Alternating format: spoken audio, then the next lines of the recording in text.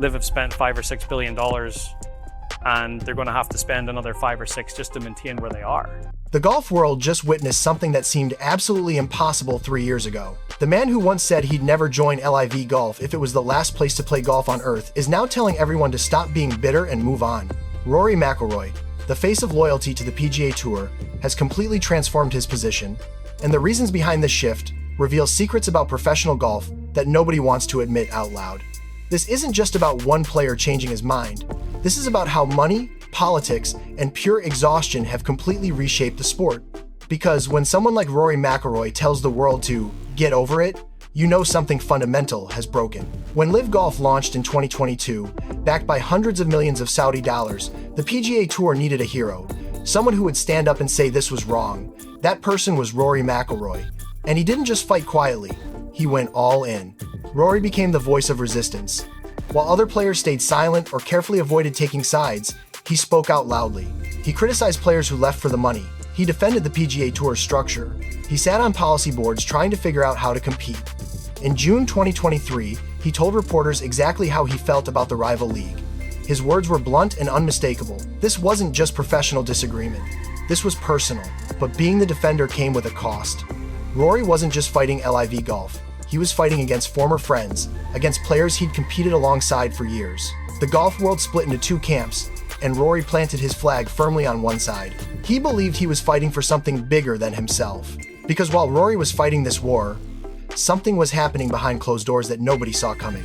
The betrayal that changed everything. June 6th, 2023. That's the date everything shifted. PGA Tour Commissioner Jay Monahan walked into a room and made an announcement that blindsided everyone, including Rory. The PGA Tour and Saudi Arabia's Public Investment Fund were merging their commercial interests. The same organization funding LIV Golf was about to become partners with the tour Rory had been defending. Rory felt betrayed. He said so publicly. After spending 18 months as the face of resistance, after taking heat from fans and former friends alike, the organization he defended made a deal without telling him. Other players called themselves sacrificial lambs. The anger was real, and it was justified. This is where Rory's transformation really begins. Not with some grand decision or dramatic moment, but with slow realization. The realization that maybe he'd been fighting the wrong battle all along. That maybe the moral high ground wasn't as clear as he thought. That maybe the players who left weren't the villains he'd made them out to be. But before Rory could fully process this, another bomb dropped. December 2023. Jon Rahm, reigning Masters champion, one of the best players in the world, announced he was joining LIV Golf. The reported number was staggering. Some sources claimed over $300 million. Others whispered it might be closer to $500 million or even higher. But here's what made Rahm's move different from all the others. Jon wasn't just another player, he was Rory's Ryder Cup teammate. When players like Phil Mickelson or Dustin Johnson left, Rory could paint them as opportunists or has-beens chasing one last payday. But Jon was in his prime. He'd just won the Masters. He had nothing to prove and everything to lose. So how did Rory respond? Not with anger, not with bitter criticism. Instead, at the start of 2024, he appeared on Gary Neville's show and said something nobody expected. He called Jon's decision smart business. He said it was opportunistic in a good way, and then Rory said the words that revealed everything. Who am I to say any different at this point? That phrase carries so much weight when you really think about it. Coming from the man who'd been saying plenty for 2 years straight. The man who judged, criticized, and fought against this exact scenario. Now he was backing off. Now he was showing understanding. This wasn't weakness. This was growth. Painful, uncomfortable growth that came from realizing he'd been too rigid in his thinking. The money nobody wants to talk about. Here's the thing about professional golf that fans don't always want to hear. It's a business. These players aren't playing for glory alone. They're professionals trying to maximize their earning potential during relatively short careers. And LIV Golf's arrival completely changed the financial landscape. Rory himself admitted this in early 2025 when he pointed out something fascinating. The prize funds on the PGA Tour had exploded. Tournaments that used to offer a few million in total purses were suddenly offering 20 million. Why? Because LIV's competition forced the PGA Tour to increase its offerings dramatically. Every player benefited financially, whether they jumped ship or stayed put. But here's where it gets really interesting. Rory compared his earnings from 2019 to his earnings after LIV launched. His words were simple but revealing, it's very different. The implication was clear. He'd made significantly more money because of LIV's existence, even though he'd never joined them. The rival league didn't just help the players who left, it indirectly helped Rory too. this is the uncomfortable truth at the heart of this entire story. The moral arguments about tradition and loyalty sound noble. But professional athletes have mortgages, families, futures to secure. When one side is offering life-changing money and your current employer is only matching those offers because of that competition, the lines get blurry real fast. The question became, if LIV had helped everyone financially, and if the PGA Tour was willing to partner with Saudi money anyway, what exactly were they all still fighting about? February 2025.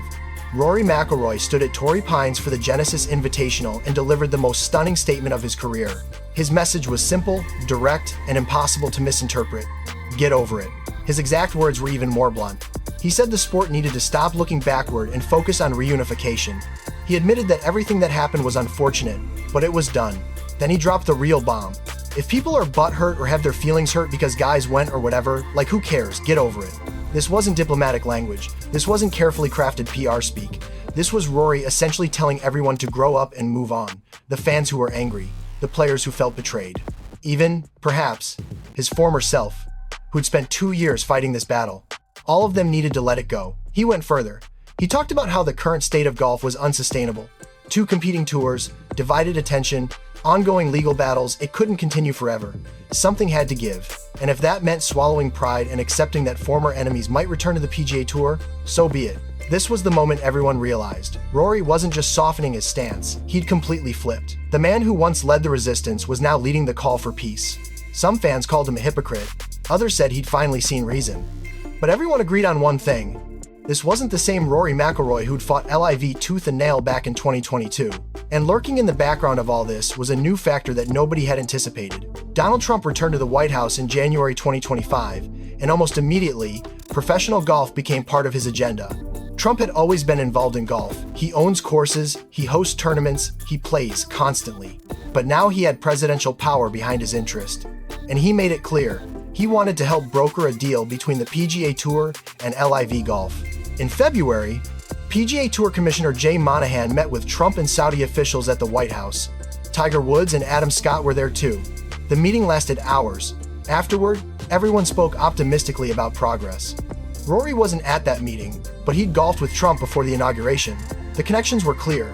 Whether people liked it or not, Trump's involvement added a new layer to the negotiations. It wasn't just about golf business anymore.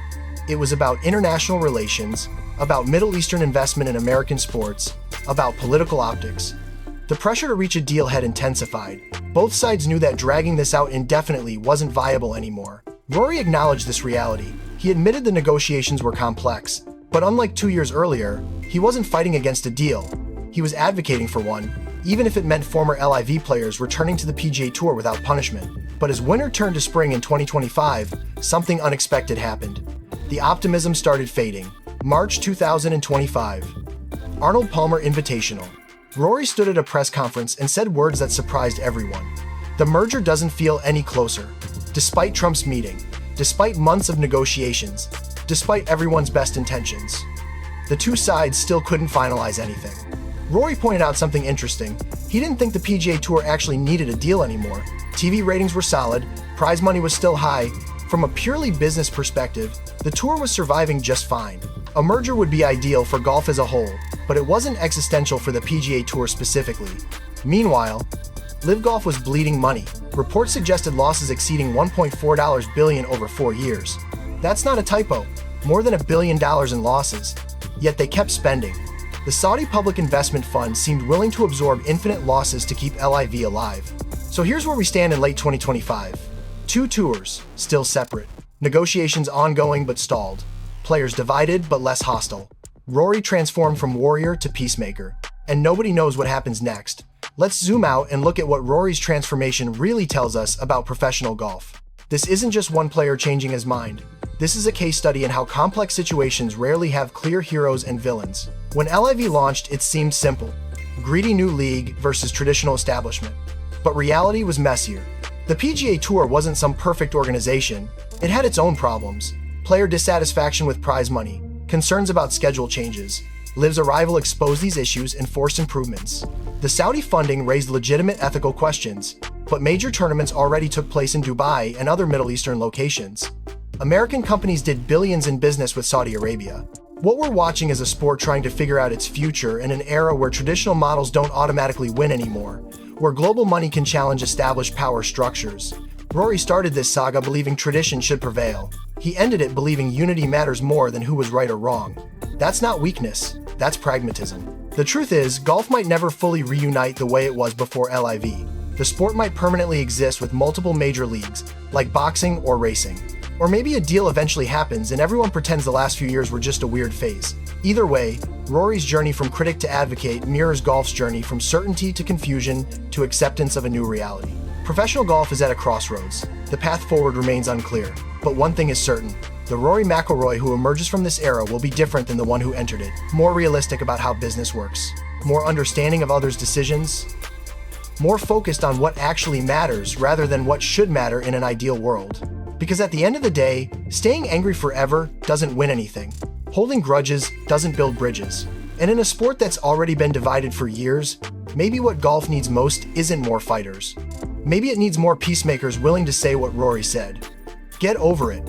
Move forward. Find a way to make this work. The golf war isn't over, but Rory McIlroy's part in it has fundamentally changed.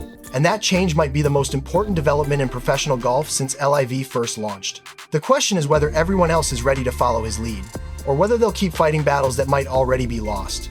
Time will tell, but one thing's for sure. Rory isn't waiting around to find out. He's already moved on. The rest of golf just needs to catch up.